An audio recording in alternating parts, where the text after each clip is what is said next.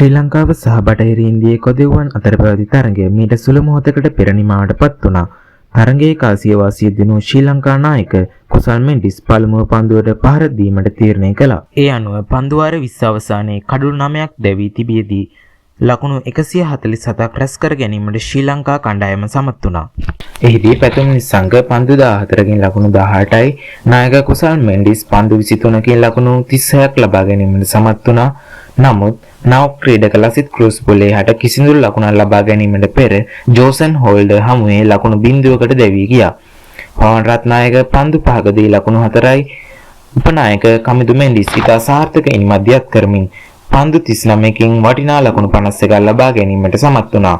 හිටපු නායක දසුන් ශානක පන්දු 23කින් ලකුණු 22ක් ලබා ගැනීමට සමත් වුණා. වනිදු වසරංග පන්දු 6කින් ලකුණු 3යි, මහේෂ් තීක්ෂණ පන්දු 5කින් ලකුණු 1යි, දුෂ්මන්ත චමීර පන්දු 2කින් ලකුණු 1යි, ඉෂාන් මාලිංග පන්දු 2කින් ලකුණු 3යි නොදැවි.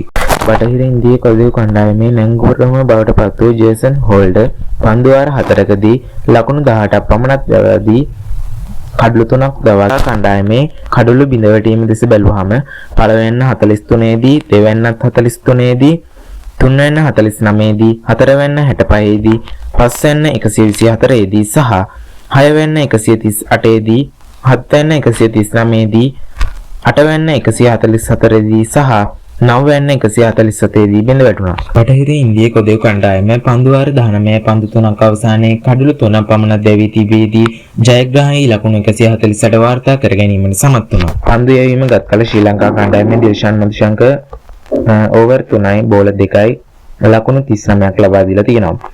දුෂ්මන්ත චමීර ඕවර් 4යි ලකුණු 32යි කඩලු නැහැ. මහේෂ් තීක්ෂණ ඕවර් 4යි ලකුණු 20යි.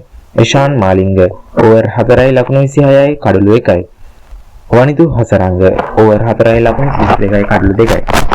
දී කොදෙව් කණ්ඩායමේ පිටිකරණය ගත් කල පන්දු 22ක් තුළ ලකුණු 37ක් ලබා ගැනීමට ආරම්භක පිටිකරු කින් සමත් වුණා.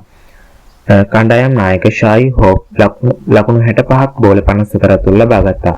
ෂේමන් හෙට්මය ලකුණු 17යි. රොට්මන් චේස් ලකුණු 16යි. රෝමන් පවුල් ජයග්‍රාහී ලකුණ වාර්තා කරා පන්දු 6කින් ලකුණු 10ක් ලබා ගනිමි.